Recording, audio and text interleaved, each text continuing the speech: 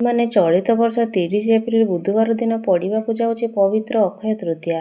ଏହି ଅକ୍ଷୟ ତୃତୀୟାର ଆମ ହିନ୍ଦୁ ଧର୍ମରେ ଏକ ମହତ୍ତ୍ୱ ଏବଂ ବିଶେଷତ୍ୱ ରହିଛି।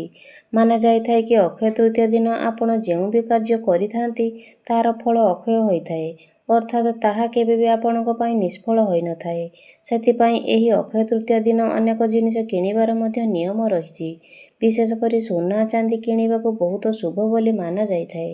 ମାନାଯାଏ କି ଏହି ଦିନ ସୁନା ଚାନ୍ଦି କିଣିବା ଦ୍ୱାରା ଗୃହରେ ଧନ ଧାନ୍ୟର ଅଭିବୃଦ୍ଧି ହୋଇଥାଏ। ତ ବନ୍ଧୁମାନେ, ବର୍ତ୍ତମାନ ସୁନା ରୂପା ଦରଦାମ ଯେତିକି ହେଲାଣି, ପ୍ରତ୍ୟେକ ବ୍ୟକ୍ତି ସୁନା ରୂପା କିଣିବା ସମସ୍ତଙ୍କ ପକ୍ଷରେ ସମ୍ଭବ ନୁହେଁ। ତେଣୁ ଆପଣ ଯଦି ଅକ୍ଷୟ ତୃତୀୟା ଦିନ ସୁନା ରୂପା କିଣି ପାରୁନାହାନ୍ତି, ତେବେ ସୁନା ରୂପା ବଦଳରେ ଆପଣ ଏପରି କିଛି ଶସ୍ତା ଜିନିଷ ମଧ୍ୟ ଏହି ଦିନ କିଣିପାରିବେ, ଯାହା ଆପଣଙ୍କୁ ସୁନା ରୂପା କିଣିବାର ଫଳ ପ୍ରଦାନ କରିବ। ଅର୍ଥାତ୍ ଆପଣ ସୁନା ରୂପା କିଣିବା ଦ୍ୱାରା ଆପଣଙ୍କୁ ଯେଉଁ ଫଳ ପ୍ରାପ୍ତି ହେବା କଥା, ଏହି ଶସ୍ତା ଜିନିଷ ଗୁଡ଼ିକ କିଣିଲେ ମଧ୍ୟ ଆପଣଙ୍କୁ ସେହି ଫଳ ପ୍ରାପ୍ତି ହେବ। ଆପଣଙ୍କ ଗୃହରେ ଧନ ଧାନ୍ୟର ଅଭିବୃଦ୍ଧି ହେବ। ଗୃହରେ ମା ଲକ୍ଷ୍ମୀଙ୍କର ସ୍ଥାୟୀ ନିବାସ ହେବ। ତ ବନ୍ଧୁମାନେ, ଆଜିର ଏହି ଭିଡ଼ିଓରେ ମୁଁ ଆପଣଙ୍କୁ ସେହିପରି କିଛି ଶସ୍ତା ଜିନିଷ ବିଷୟରେ କହିବାକୁ ଯାଉଛି, ଯେଉଁ ଜିନିଷ ଗୁଡ଼ିକ ଆପଣ ପବିତ୍ର ଅକ୍ଷୟ ତୃତୀୟା ଦିନ ନିଜ ଘରକୁ ନିଶ୍ଚିତ ଭାବରେ କିଣିକି ଆଣିବା ଉଚିତ। ଏହି ଜିନିଷ ଗୁଡ଼ିକ ଯଦି ଆପଣ ଅକ୍ଷୟ ତୃତୀୟା ଦିନ ନିଜ ଘରକୁ କିଣିକି ନେଇ ଆସୁଛନ୍ତି, ତ ଆପଣଙ୍କର ସମସ୍ତ ଆର୍ଥିକ ସମସ୍ୟା ଦୂର ହୋଇଯିବ। ଗୃହରେ ମା ଲକ୍ଷ୍ମୀଙ୍କର ସ୍ଥାୟୀ ନିବାସ ହେବ। ଆପଣଙ୍କର ଉତ୍ତରୋତ୍ତର ଉନ୍ନତି ହେବାକୁ ଲାଗିବ। ତ ବନ୍ଧୁମାନେ, ଅକ୍ଷୟ ତୃତୀୟାର ଦିନଟିକୁ ସର୍ବଦା ସିଦ୍ଧି ଯୋଗ ମନିଥାଏ। ଯେମିତିକି ଆପଣମାନେ ଦୀପାବଳି ଦିନ ଧନର ଦେବୀ ମା ଲକ୍ଷ୍ମୀଙ୍କୁ ପୂଜା କରିଥାନ୍ତି, ସେହିଭଳି ଅକ୍ଷୟ ତୃତୀୟା ଦିନ ମଧ୍ୟ ମା ଲକ୍ଷ୍ମୀଙ୍କର ବିଶେଷ ନୀତିରେ ପୂଜାର୍ଚ୍ଚନା କରାଯାଇଥାଏ। ତ ବନ୍ଧୁମାନେ, ଆସନ୍ତୁ ଆମେମାନେ ଜାଣିନେବା ଯେ ପବିତ୍ର ଅକ୍ଷୟ ତୃତୀୟା ଦିନ ଆପଣ ସୁନା ଚାନ୍ଦି ବଦଳରେ କେଉଁ ଜିନିଷ ନିଜ ଘରକୁ ଆଣିପାରିବେ। ତ ତା ପୂର୍ବରୁ ଭିଡ଼ିଓଟିକୁ ଲାଇକ୍ କରି ଚ୍ୟାନେଲଟିକୁ ସବସ୍କ୍ରାଇବ୍ କରିଦିଅନ୍ତୁ। ତ ବନ୍ଧୁମାନେ, ପ୍ରଥମ ଜିନିଷଟି ହେଉଛି ସରିଷ। ଆପଣଙ୍କୁ ଅକ୍ଷୟ ତୃତୀୟା ଦିନ ହଳଦିଆ ରଙ୍ଗର ସରିଷ ନିଜ ଘରକୁ ଆଣିବାର ଅଛି। କିମ୍ବା ଯଦି ପୂର୍ବରୁ ହିଁ ଆପଣଙ୍କ ଘରେ ହଳଦିଆ ରଙ୍ଗର ସରିଷ ରହିଛି, ତ ଆପଣ ଏହାକୁ ନେଇ ନିଜର ପୂଜା ଘରେ ପୂଜା କରିବା ଉଚିତ। ଏପରି କରିବା ଦ୍ୱାରା ଆପଣଙ୍କ ଉପରେ ମା ଲକ୍ଷ୍ମୀଙ୍କର କୃପା ବର୍ଷା ହୋଇଥାଏ। ତ ଅକ୍ଷୟ ତୃତୀୟା ଦିନ ଆପଣ ହଳଦିଆ ରଙ୍ଗର ସରିଷର ଦାନାକୁ ମା ଲକ୍ଷ୍ମୀଙ୍କ ନିକଟରେ ପୂଜା କରନ୍ତୁ। ତାପରେ ଏହାକୁ ଏକ ହଳଦିଆ ରଙ୍ଗର କପଡ଼ାରେ ଗୁଡ଼ାଇ ବାନ୍ଧି ଦିଅନ୍ତୁ। ଏହାକୁ ଆପଣ ନିଜର ପୂଜା ସ୍ଥାନରେ ରଖନ୍ତୁ। ଦେଖିବେ ଆପଣଙ୍କ ଗୃହରେ ଧନ ଧାନ୍ୟର ବୃଦ୍ଧି ହେବାକୁ ଲାଗିବ। ଏହା ବ୍ୟତୀତ ଘର ଉପରେ ନଜର ଦୋଷ ରହିଥିବା ହେତୁ ତାହା ମଧ୍ୟ ଦୂର ହୋଇଯିବ। ଦ୍ୱିତୀୟ ଜିନିଷଟି ହେଉଛି ଲବଣ। ଏପରି ମାନ୍ୟତା ରହିଛି ଯେ ଯଦି ଆପଣ ଅକ୍ଷୟ ତୃତୀୟା ଦିନ ଘରକୁ ଲବଣ ଆଣନ୍ତି, ତ ଆପଣଙ୍କ ଗୃହ ପାଇଁ ଅତ୍ୟନ୍ତ ମଙ୍ଗଳକାରୀ ହୋଇଥାଏ। ଆପଣଙ୍କୁ ଏହି କଥାର ଧ୍ୟାନ ରଖିବାର ଅଛି ଯେ ଅକ୍ଷୟ ତୃତୀୟା ଦିନ ଆପଣ ଯେମିତି ଏହି ଲୁଣର ସେବନ ନ କରନ୍ତି। ତୃତୀୟ ଜିନିଷଟି ହେଉଛି ତୁଳା। କପାର ତୁଳା। ଯଦି ଆପଣ ଅକ୍ଷୟ ତୃତୀୟା ଦିନ କପାର ତୁଳା ନିଜ ଘରକୁ କିଣିକି ଆଣୁଛନ୍ତି ଏବଂ ଆପଣ ପ୍ରତ୍ୟେକ ଦିନ ପୂଜା ଘରେ ପୂଜା କରିବା ସମୟରେ ଏହାକୁ ବ୍ୟବହାର କରନ୍ତି, ତ ଗୃହରେ ଧନ ଧାନ୍ୟର ବୃଦ୍ଧି ହୋଇଥାଏ। ଚତୁର୍ଥ ଜିନିଷଟି ହେଉଛି ଫଳ।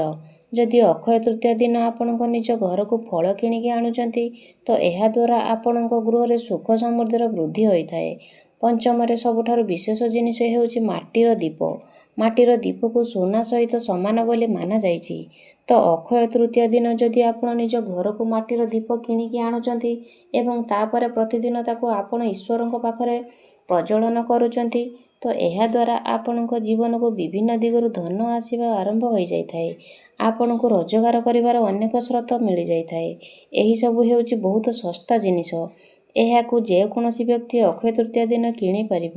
ଏହା ବ୍ୟତୀତ ଆଉ ଗୁଡ଼ିଏ ମୂଲ୍ୟବାନ ଜିନିଷ ମଧ୍ୟ ରହିଛି, ଯାହା ଆପଣ ଅକ୍ଷୟ ତୃତୀୟା ଦିନ କିଣିପାରିବେ। ତ ଯେମିତିକି ଶଙ୍ଖ, ଗୋମତୀ ଚକ୍ର, କଉଡ଼ି, ସୁନା କିମ୍ବା ଚାନ୍ଦିର ମୁଦ୍ରା, ସୁନା କିମ୍ବା ରୂପାର ଅଳଙ୍କାର, ଏସବୁ ଜିନିଷର ମଧ୍ୟ ଆପଣ ଅକ୍ଷୟ ତୃତୀୟା ଦିନ କିଣିପାରିବେ। ତେବେ ବନ୍ଧୁମାନେ, ଏହା ଥିଲା ସେହି ସବୁ ଶସ୍ତା ଜିନିଷ ଯେଉଁଗୁଡ଼ିକ ଆପଣ ଅକ୍ଷୟ ତୃତୀୟା ଦିନ ଘରକୁ କିଣି ଆଣିପାରିବେ। ଏବଂ ଏସବୁ ଜିନିଷକୁ ଅକ୍ଷୟ ତୃତୀୟା ଦିନ ଘରକୁ କିଣିକି ଆଣିବା ଦ୍ୱାରା ଆପଣଙ୍କ ଗୃହରେ ଉନ୍ନତି ହେବ। ଆସନ୍ତୁ ଜାଣିନେବା ଆମର ଯେଉଁ 12ଟି ରାଶି ରହିଛି, ଆପଣଙ୍କ ରାଶି ଅନୁସାରେ ଆପଣ ଏହି ଦିନ କେଉଁ ଜିନିଷ ନିଜ ଘରକୁ ଆଣିବା ଉଚିତ। ଆପଣଙ୍କ ରାଶି ଅନୁସାରେ ଅକ୍ଷୟ ତୃତୀୟା ଦିନ ଆପଣ କେଉଁ ଜିନିଷ ଆଣିବା ଦ୍ୱାରା ଏହା ଆପଣଙ୍କୁ ଅଧିକ ଶୁଭ ଫଳ ପ୍ରଦାନ କରିବ। ମାନେ ଯଦି ଆପଣଙ୍କର ମେଷ ରାଶି ଅଟେ, ତ ଅକ୍ଷୟ ତୃତୀୟା ଦିନ ଆପଣ ଘରକୁ ମସୁର ଡାଲି କିଣିକି ଆଣନ୍ତୁ। ଏହାଦ୍ୱାରା ଆପଣଙ୍କ କୁଣ୍ଡଳୀର ସୂର୍ଯ୍ୟ ମଜବୁତ ହେବେ। ଏବଂ ଆପଣଙ୍କୁ ପ୍ରତ୍ୟେକ କ୍ଷେତ୍ରରେ ସଫଳତା ମିଳିବ। ଦ୍ୱିତୀୟରେ ବୃଷ ରାଶି, ଯାହାଙ୍କର ଇଷ୍ଟଦେବୀ ସ୍ୱୟଂ ମା ଲକ୍ଷ୍ମୀ ଅଟନ୍ତି। ତ ଆପଣ ଅକ୍ଷୟ ତୃତୀୟା ଦିନ ଚାଉଳ କିଣିକି ଆଣନ୍ତୁ। ଯଦି ଅକ୍ଷୟ ତୃତୀୟା ଦିନ ଯଦି ଆପଣ ଚାଉଳ ଘରକୁ କିଣିକି ଆଣନ୍ତି ତ ଆପଣଙ୍କୁ ମା ଲକ୍ଷ୍ମୀଙ୍କର ଅପାର କୃପା ପ୍ରାପ୍ତି ହେବ ଏବଂ ପୁରା ବର୍ଷ ଆପଣଙ୍କୁ ବିଭିନ୍ନ ଦିଗରେ ଧନ ପ୍ରାପ୍ତି ହେବ। ତୃତୀୟରେ ହେଉଛି ମିଥୁନ ରାଶି, ଯାହାଙ୍କର ଇଷ୍ଟଦେବ ହେଉଛନ୍ତି ବୁଧ ଗ୍ରହ। ତଥାପି ଆପଣ ଏହି ପବିତ୍ର ଅକ୍ଷୟ ତୃତୀୟା ଦିନ ସବୁଜ ରଙ୍ଗର ମୁଗ କିଣିକି ଆଣନ୍ତୁ।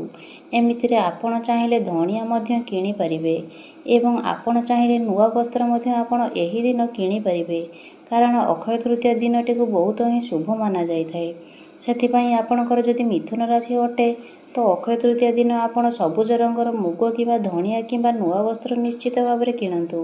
ତେବେ ଯଦି ଆପଣ ମୁଗ କିମ୍ବା ଧଣିଆ ଆଣୁଛନ୍ତି ତ ଏହାକୁ ଆପଣ ଅକ୍ଷୟ ତୃତୀୟା ଦିନ ଖାଆନ୍ତୁ ନାହିଁ। ଏହାକୁ ଆପଣ ମା ଲକ୍ଷ୍ମୀଙ୍କ ନିକଟରେ ପୂଜା କରନ୍ତୁ। ତା ପରଦିନ ଆପଣ ଏହାକୁ ଖାଇପାରିବେ। ଚତୁର୍ଥରେ ହେଉଛି କର୍କଟ ରାଶି, ଆପଣଙ୍କର ରାଶିର ଅଧିପତି ହେଉଛନ୍ତି ଚନ୍ଦ୍ରମା। ତ ଏହି ଅକ୍ଷୟ ତୃତୀୟା ଦିନ ଆପଣ କ୍ଷୀର ନିଜ ଘରକୁ କିଣିକି ଆଣନ୍ତୁ କିମ୍ବା ଧଳା ରଙ୍ଗର କୌଣସି ମିଠା ମଧ୍ୟ ଆପଣ ଘରକୁ କିଣିକି ଆଣିପାରିବେ। ଆପଣ ଏହି ଦିନ ଚାଉଳ ମଧ୍ୟ କିଣିପାରିବେ। ତ ଆପଣ ଅକ୍ଷୟ ତୃତୀୟା ଦିନ କ୍ଷୀର ଜାତୀୟ ଜିନିଷ କିମ୍ବା ଚାଉଳ ନିଜ ଘରକୁ ନିଶ୍ଚିତ ଭାବରେ ନେଇ ଆସନ୍ତୁ। ଏହାପରେ ହେଉଛି ସିଂହ ରାଶି, ସିଂହ ରାଶିର ରାଶିଧିପତି ହେଉଛନ୍ତି ସୂର୍ଯ୍ୟ। ତ ଆପଣ ଅକ୍ଷୟ ତୃତୀୟା ଦିନ ଲାଲ ରଙ୍ଗର ଫଳ କିଣନ୍ତୁ କିମ୍ବା ଆପଣ ତମ୍ବାର କୌଣସି ପାତ୍ର ମଧ୍ୟ ଏହି ଦିନ କିଣିପାରିବେ। ଏହାପରେ ହେଉଛି କନ୍ୟା ରାଶି, ତ ଆପଣ ଅକ୍ଷୟ ତୃତୀୟା ଦିନ ମୁଗ ଡାଲି କିଣିକି ଆଣନ୍ତୁ। ଏପରି କରିବା ଦ୍ୱାରା ଆପଣଙ୍କ ଜୀବନରେ ସୁଖ ଶାନ୍ତିର ବୃଦ୍ଧି ହେବ। ତେବେ ଆପଣ ସବୁଜ ରଙ୍ଗର ମୁଗ କିଣିବେ ନାହିଁ, ଆପଣଙ୍କୁ ମୁଗ ଡାଲି କିଣିବାର ଅଛି, ଯାହାକି ହଳଦିଆ ରଙ୍ଗର ଅଟେ। ଏହାପରେ ହେଉଛି ତୁଳା ରାଶି, ତୁଳା ରାଶିର ରାଶାଧିପତି ହେଉଛନ୍ତି ଶୁକ୍ର। ତ ଆପଣ ଅକ୍ଷୟ ତୃତୀୟା ଦିନ ଚିନି ଏବଂ ଚାଉଳ ଘରକୁ କିଣିକି ଆଣନ୍ତୁ। ଜ୍ୟୋତିଷ ଶାସ୍ତ୍ର ଅନୁସାରେ ଆପଣ ଯଦି ଅକ୍ଷୟ ତୃତୀୟା ଦିନ ଚାଉଳ ଏବଂ ଚିନି କିଣିକି ଆଣନ୍ତି ତ ଆପଣଙ୍କର ଗୃହରେ ସୁଖ ସମୃଦ୍ଧିର ବୃଦ୍ଧି ହେବ, କାରଣ ଆପଣଙ୍କ କୁଣ୍ଡଳୀରେ ଶୁକ୍ର ଗ୍ରହ ମଜବୁତ ହେବେ। ଏହାପରେ ହେଉଛି ବିଛା ରାଶି, ତ ଆପଣ ଅକ୍ଷୟ ତୃତୀୟା ଦିନ ଗୁଡ଼ ଏବଂ ପାଣି କିଣିକି ଆଣିପାରିବେ। ଆମର ଯେଉଁ ପାଣି ବୋଟଲ ଆସୁଛି ତାକୁ ଆପଣ କିଣିକି ଆଣିପାରିବେ ଏବଂ ଗୁଡ଼ ମଧ୍ୟ ଆପଣ ଆଣିବା ଉଚିତ। ଯେଉଁ ଗୁଡ଼ ଆଣିବେ ଆପଣ ତାକୁ ମା ଲକ୍ଷ୍ମୀଙ୍କ ନିକଟରେ ଭୋଗ କରିବେ। ତାପରେ ଏହାକୁ ଆପଣ ପ୍ରସାଦ ଭାବରେ ଗ୍ରହଣ କରିବେ। ଏହାପରେ ହେଉଛି ଧନୁ ରାଶି, ଧନୁ ରାଶିର ରାଶାଧିପତି ହେଉଛନ୍ତି ଦେବଗୁରୁ ବୃହସ୍ପତି। ତ ଆପଣ ଅକ୍ଷୟ ତୃତୀୟା ଦିନ ହଳଦିଆ ରଙ୍ଗର ବସ୍ତ୍ର କିମ୍ବା ପାଚିଲା କଦଳୀ କିଣିକି ଆଣନ୍ତୁ। ଯଦି ଆପଣ ଅକ୍ଷୟ ତୃତୀୟା ଦିନ ହଳଦିଆ ରଙ୍ଗର ବସ୍ତ୍ର କିମ୍ବା ପାଚିଲା କଦଳୀ ଯାହାକି ହଳଦିଆ ରଙ୍ଗର ହେଇଥିବ ଆପଣ ଘରକୁ ଆଣନ୍ତି ତ ସାରା ବର୍ଷ ଆପଣଙ୍କ ଗୃହରେ ଧନଧାନ୍ୟ ଏବଂ ସୁଖ ସମୃଦ୍ଧିର ବୃଦ୍ଧି ହେବ। ଜୀବନରେ ଆପଣଙ୍କର ଯେଉଁ କଷ୍ଟ ଲାଗି ରହିଛି ଆର୍ଥିକ ସମସ୍ୟା ହେତୁ ସନ୍ତାନକୁ ନେଇ ହେଉ, ଏସବୁ ଆପଣଙ୍କର ଦୂର ହେବ। ଏହାପରେ ହେଉଛି ମକର ରାଶି, ତ ଆପଣ ପବିତ୍ର ଅକ୍ଷୟ ତୃତୀୟା ଦିନ ବିରି ଡାଲି ଯାହାକି କଳା ରଙ୍ଗର ଅଟେ, କଳା ରଙ୍ଗର ବିରି ଡାଲି କିମ୍ବା ଦହି ଏହି ଦିନ କିଣିକି ଆଣନ୍ତୁ। ବନ୍ଧୁମାନେ, ଆପଣ ଯଦି ଅକ୍ଷୟ ତୃତୀୟା ଦିନ ସୁନା କିଣି ପାରୁନାହାନ୍ତି ତ ରାଶି ଅନୁସାରେ ଯଦି ଆପଣ ଜିନିଷ ଆଣୁଛନ୍ତି ତ ଆପଣଙ୍କୁ ତାହା ସୁନା କିଣିବା ଭଳି ଫଳ ପ୍ରଦାନ କରିପାରିବ। ଏହାପରେ ହେଉଛି କୁମ୍ଭ ରାଶି, କୁମ୍ଭ ରାଶିର ବ୍ୟକ୍ତିମାନେ ପବିତ୍ର ଅକ୍ଷୟ ତୃତୀୟା ଦିନ ଆପଣ କଳା ରାଶି କିମ୍ବା ବସ୍ତ୍ର କିଣିକି ଆଣନ୍ତୁ। ତେବେ ବସ୍ତ୍ର ଆପଣ କୌଣସି ବି ରଙ୍ଗର କିଣିପାରିବେ, କିନ୍ତୁ କଳା ରାଶି ଆପଣଙ୍କୁ ଆଣିବାର ଅଛି। ଏହାପରେ ହେଉଛି ମୀନ ରାଶି, ତ ମୀନ ରାଶିର ବ୍ୟକ୍ତିବିଶେଷମାନେ ଅକ୍ଷୟ ତୃତୀୟା ଦିନ ହଳଦୀ ଏବଂ ଚଣା ଡାଲି କିଣିକି ଆଣନ୍ତୁ, କାରଣ ଆପଣଙ୍କର ରାଶାଧିପତି ହେଉଛନ୍ତି ଦେବଗୁରୁ ବୃହସ୍ପତି। ତ ଆପଣ ଅକ୍ଷୟ ତୃତୀୟା ଦିନ ଏହି ଜିନିଷ ଘରକୁ କିଣିକି ଆଣୁଛନ୍ତି, ଆପଣଙ୍କ ଜୀବନରେ ଚାଲିଥିବା ସମସ୍ତ ସମସ୍ୟା ଗୁଡ଼ିକ ଦୂର ହୋଇଯିବ ଏବଂ ଆପଣଙ୍କୁ ଅଧିକ ମାତ୍ରାରେ ଶୁଭଫଳ ପ୍ରାପ୍ତି ହେବ। ଅକ୍ଷୟ ତୃତୀୟା ଦିନ ହଳଦୀ ଏବଂ ବୁଟ ଡାଲି କିଣିବା ଦ୍ୱାରା ଆପଣଙ୍କୁ ପୁଣ୍ୟ ମଧ୍ୟ ପ୍ରାପ୍ତି ହେବ।